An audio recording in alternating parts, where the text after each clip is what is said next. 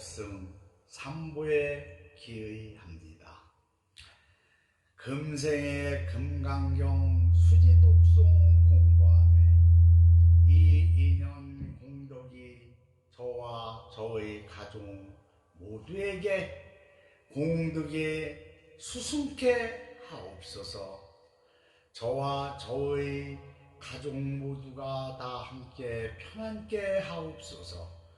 나무 서가모니불, 나무 서가모니불, 나무 시아본사 서가모니불. 그렇다면 상이 없다면, 생김새나 모양이 없다면 어떻게 부처님께서는 화연설법을 할 수 있을까?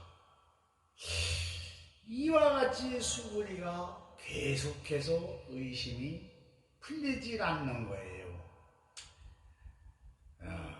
이 대목이 바로 무득무설분이라고 합니다. 얻을 것도 설할 것도 없다는 뜻입니다. 수구리가 생각하기를 만일 상이 없다면 어떻게 설법을 할 수 있을까? 라고 의심을 하니 그것을 풀어주는 것이 무득무설뿐입니다. 원문을 한번 보겠습니다. 수불이야 어의운하오 열애득 안욕따라 삼막삼불이야 열애유 소설법이하라. 수불이언하되 여와 해불소설의 무유정법을 명 안욕따라 삼막삼불이에 영무유정법을 열애 가설이니 하이고 소설법은 개불같이며 불가설이며 비법이며 비비법이니 소위자야로 일체현성이 개의 무위법으로 이유차별일세니라. 수불이야 어이구나오. 수불이야 네 생각에는 어떠하냐? 열애득 안욕따라 삼막삼불이야 열애께서 삼막삼불이 삼막삼불이는 무상정등가 즉 최고의 깨달음을 얻었다고 생각하느냐? 열애유 소설법이하라.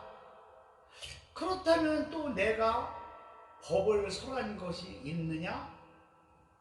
수불이언하되 이에 수불이가 공손히 살이었다 말하였다.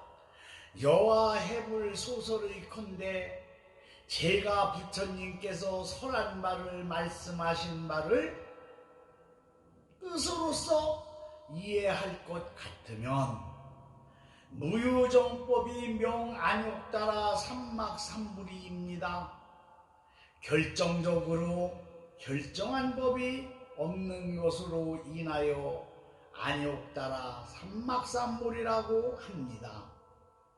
영무무정법을 열애 가설이니 또한 결정한 법이 있지 아니한 것을 열애께서는 가히 설명한 것이라고 합니다. 왜냐? 중생들이 근기에 따라서 부처님께서는 설하였기 때문에 그렇다는 이야기입니다. 하이고 왜냐하면 열애 소설법은 열애께서 설하신 법은 개불같이며 가히 취할 수 있는 것이 아니며 불가설이며 가히 말할 수 있는 것도 아니며 비법이며 법이라고 말할 수도 없고 비비법이니 그렇다고 법이 아니라고 말할 수도 없으니 소위자야오. 왜 그러냐 하면 일체 현성이 일체 성현들께서도 개의 무위법으로 다 무위법 하염없는 법으로 이유차별일생이다. 차별을 하고 있기 때문입니다. 그렇다면 무엇을 차별하느냐?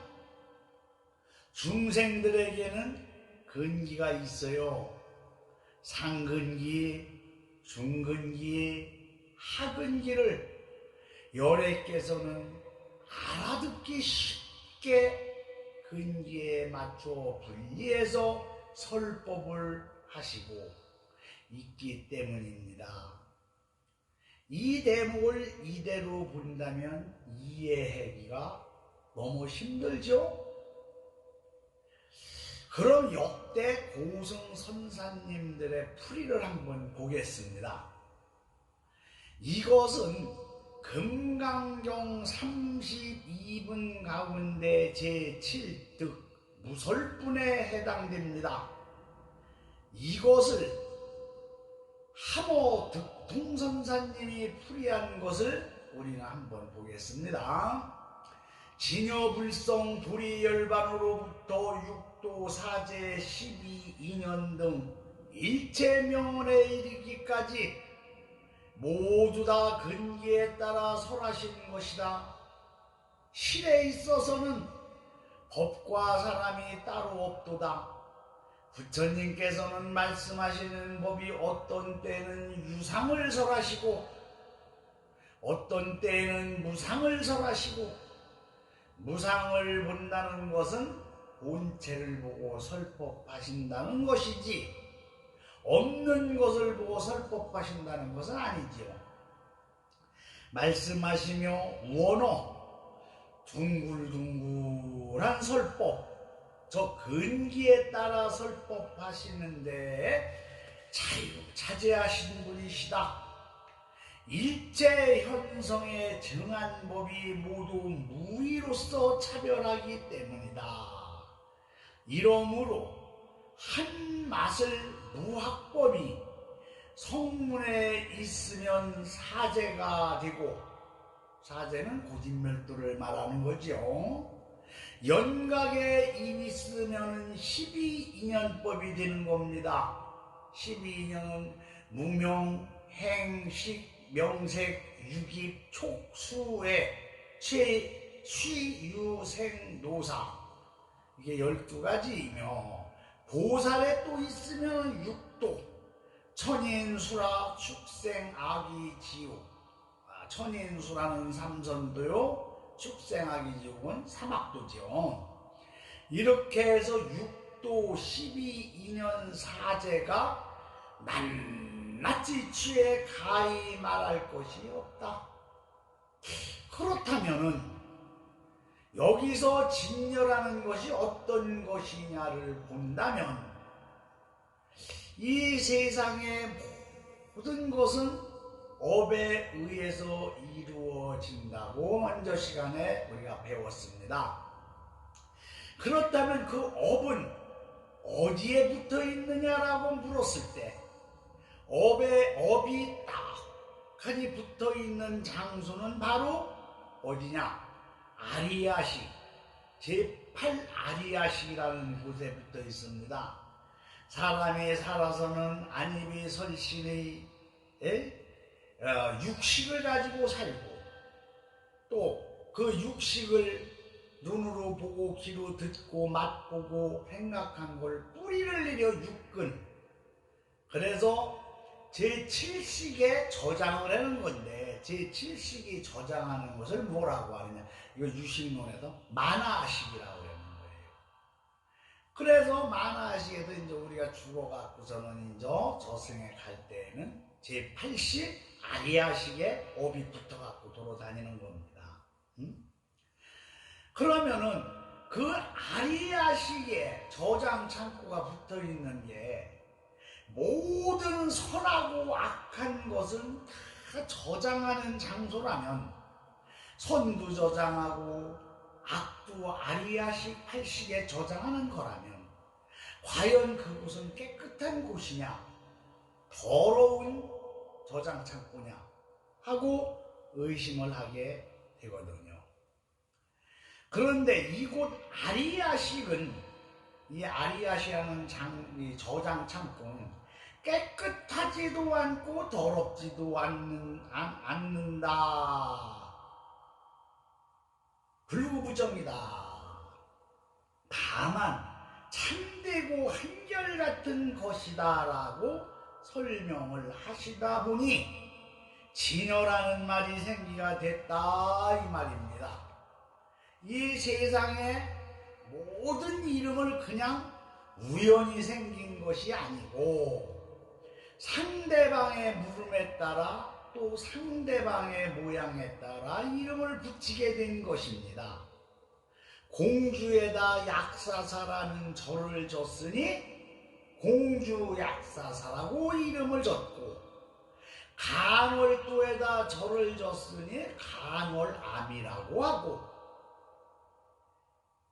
이제 자식을 8남매 9남매 낳다 보니까 이제 구만나라고 그래서 막내를 구만이라고 하고 또 끝순이라고 부르고 해서 그때 상황에 따라서 이름을 짓는 거다 이 말이지요. 그리고 이름이 생겨난다 이 말입니다. 그래서 진여라는 말도 그렇게 생겨난 것입니다. 진여라는 것이 없는데 원래 근기에 따라서 설법을 부처님께서 하다 보니까 진여라는 말이 생겨난 거예요. 그렇다면은 이 진여는 참되고 한결같은데 살아서 움직이는 것이냐 아니냐, 요렇게 또 볼 때에는 선을 볼 때는 선이 살아나고 악을 볼 때는 악이 살아서 움직인다 하니까 뭐라고 그랬냐, 이걸 불성이라고 해요. 불성이라는 이름이 생겼다 이 말입니다. 그렇다면은 선을 보고 선인 줄 깨닫고 악을 봐야 악인 줄 깨닫느냐, 즉 어떤 물건을 봐야만 깨닫느냐가 아니고 항상 우리는 깨달아 있다 이 말입니다. 그래서 불이라는 말이 생겨난 거예요. 자, 그럼 다음 시간에 보고 이만 오늘은 끝마치겠습니다. 안녕히 계십시오.